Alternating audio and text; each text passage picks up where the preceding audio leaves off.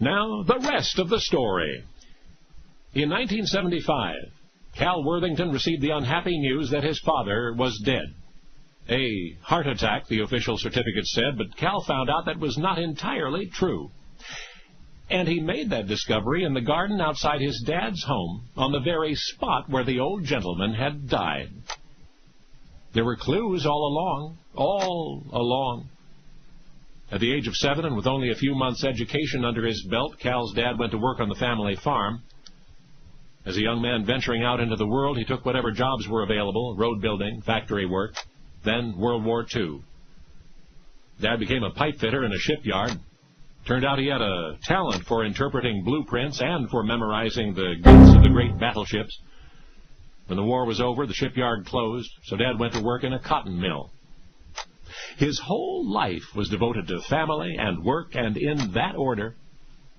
He'd once heard a radio preacher say that a man who doesn't provide for his family is worse than a thief. Dad quoted that often.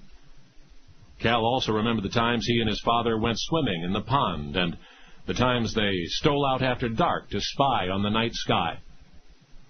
The years passed, and Cal grew up and grew into a family of his own.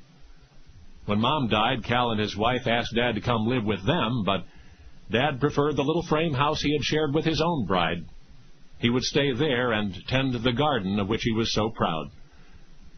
It was in that garden that a neighbor found him one morning, sprawled amid the dewy green and the furrowed earth. So Dad was gone, and Cal was grieved, although somewhat prepared. Those last months had been difficult ones for Dad, in and out of the hospital, a series of mild heart attacks. His doctor had seen him every week, had prescribed the proper medication, and the medication had helped. But one thing bothered Cal. The doctor had just written a new prescription for Dad's nitroglycerin pills, and the druggist had filled that prescription. In the event of another attack, Cal's father was instructed to place one of those pills under his tongue. The medicine might have sustained him when the last attack came, might have kept him alive at least long enough for him to summon help. But when Dad's body was discovered, his nitroglycerin pills were not.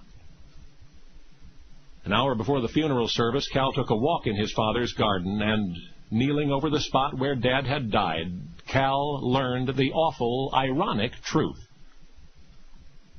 Because there, partly submerged in the soft earth, Cal found a brick. A brick. And beneath the brick, battered but unbroken, was a plastic bottle. A bottle of pills. Nitroglycerin pills. Because, you see, Cal Worthington's father had worked all his life. He understood complex blueprints and mighty battleships and mill machinery. But he had never learned to read. So he could not have read the critical instruction on the druggist's new prescription bottle, child-proof cap, push down and twist to unlock. Only now you know the rest of the story.